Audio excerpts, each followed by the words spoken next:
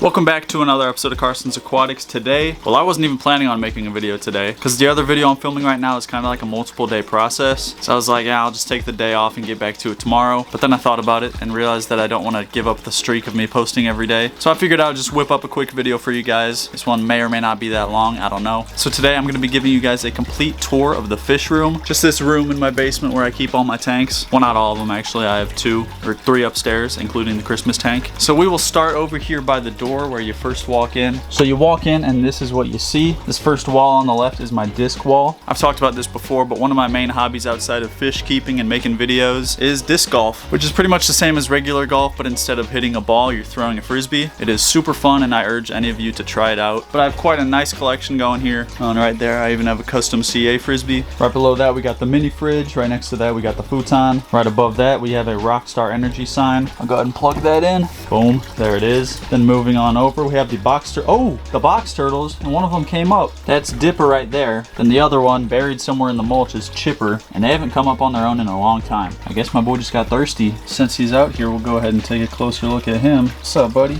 This guy's been under the mulch sleeping for weeks. We'll go ahead and put him back where he was.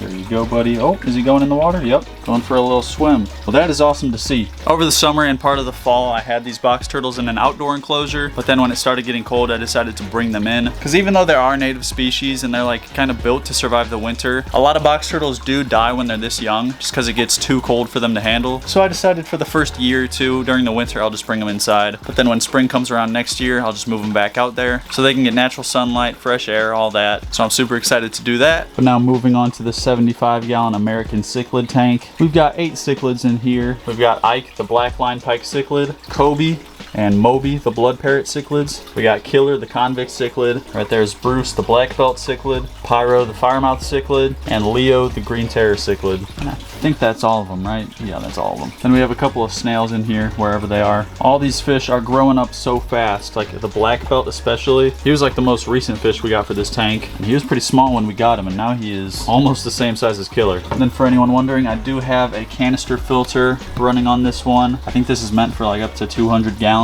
It's only a 75-gallon, and it does keep the water absolutely sparkling, and I just love this tank. That piece of driftwood I actually found at a park, and it is the perfect piece of aquarium driftwood. You can see that green algae growing on there, and I actually like the algae. A lot of times people don't like algae, but I just think it makes it look a lot more natural. Now moving on over, we got a little Christmas tree that I put in here yesterday. Then behind that, we have this little stand thing that has all my food on it. Then we have a CA light. If I plugged it in, then the CA would glow up blue, but I don't have room in the power strip, so I'll probably actually move that thing. Moving on over, we got the 40-gallon breeder. Home to my 2 angelfish. This is a breeding pair, and they are both absolutely beautiful. I might eventually try and breed them. I don't really know much about fish breeding. I've had fish breed in the past, and I've had my frogs breed before, and I kind of just wing it. But let me know if I should like intentionally try and breed my angelfish, where we can actually see the eggs hatch and see what kind of awesome colors we get, because those 2 are beautiful, but they are very different. So it'd be super interesting to see what kind of babies they make. So let me know if I should do that. But other than those angelfish, we also have 3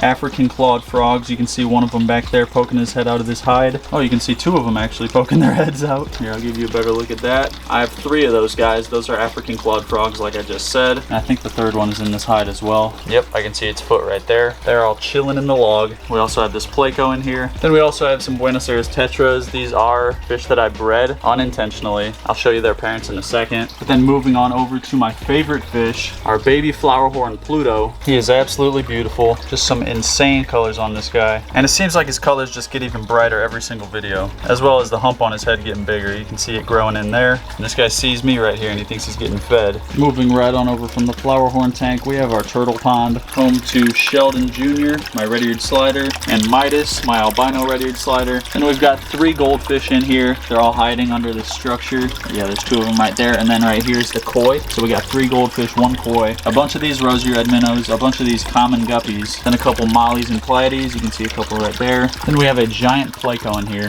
and I think he's under this stone right here. That's his main hangout spot. But moving on over, we've got the TV, the PlayStation, stereo, these speakers. I don't really use the TV like at all. I maybe use it once or twice a month, but it's good to have in case I just want to come down here, relax, play PlayStation, but that like never happens. So right above that, we got the American flag. Oh yeah, and I forgot to mention we have a little poster right here with a bunch of Mississippi River native fish. Then to the right of the TV, we have our baby African clawed frog, Frankie. He's in this 2.5 gallon tank, and I am going to be upgrading this very soon. I might just end up moving him into the 5 gallon that I just set up. It's the Christmas tank right now, but I might remodel it, make it look more natural, and then that could be Freddie's home for a couple months. Then behind that, we have a little painting that I'm going to hang right here. We have a dehumidifier right there. Having all these tanks in here, it can sometimes get pretty humid, but this dehumidifier literally sucks the water vapor out of the air and liquefies it. So I just have to empty that every like 5 or 6 days. To the right of the baby frog tank, we have the 55 gallon community tank. Home to all these community fish, mainly tetras. We got black skirt tetras, Buenos Aires tetras, Colombian tetras, blind cave tetra, a little school of these glow light tetras. And we have 4 of these glowfish, which are also tetras. We got a green, pink, orange, and blue one of those. And then we also have a Placo in this tank, and that's that. We got 2 300 gallon per hour filters running on this thing. There are a lot of fish in here, so I decided to double up on filters, and they are working just great, keeping this water nice and clean. But then under the 55, we have the 5.5 quarantine tank. Home to 4 of these neon tetras. As you can see, they're looking super rough. I got these from a friend of mine. They were already like this. I believe they have a disease called cottonmouth, but you can kind of see it on this guy. His mouth is a little bit deformed, and then obviously his tail is as well. I've been trying for months to try and cure these guys. It's just not working, so I have them separated from everything else. I feel really bad for them, but like I said, I did get them from someone else, so this is not on me. But yeah, they're just doing their thing. Then moving on to the last section of the room, we have these 3 aquarium starter kits. That 5 gallon and that 10 gallon I'm giving away to you guys. I announced those giveaways in this video. It's called Baby Turtles Love Crickets. Check that video to find out how to enter the giveaways. The giveaways are ending this Sunday, December 13th, so be sure to enter them. And then lastly, we have 2 empty 10 gallon tanks. I don't know what I'm going to do with them, but I'm going to hold on to them just in case, because I've had to set up quarantine tanks before. It's always good just to have a couple extra tanks sitting around. And eventually one of these is going to be going to Frankie whenever he grows a bit more. So yeah.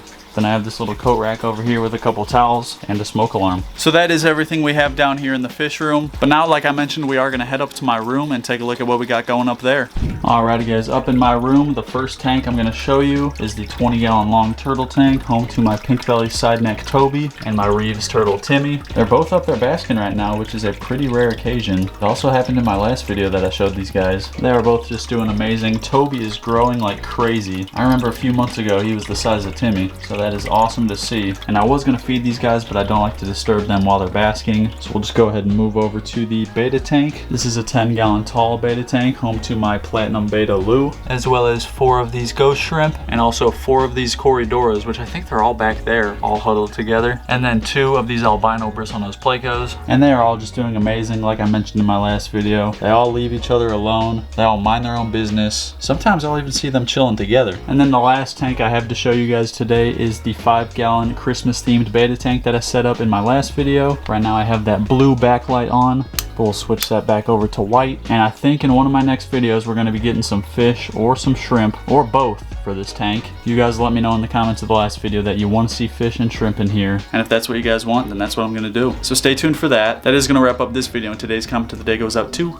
And if you want your comment to be the comment of the day in the next video, all you got to do is drop a comment down below, and that could happen. And if you liked this video, be sure to hit that like button, do me a favor and hit that subscribe button, turn on post notifications, and I am going to see you in the next video.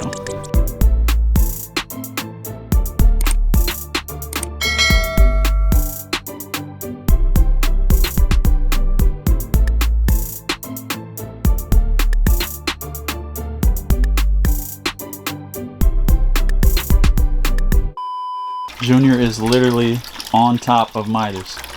Oh!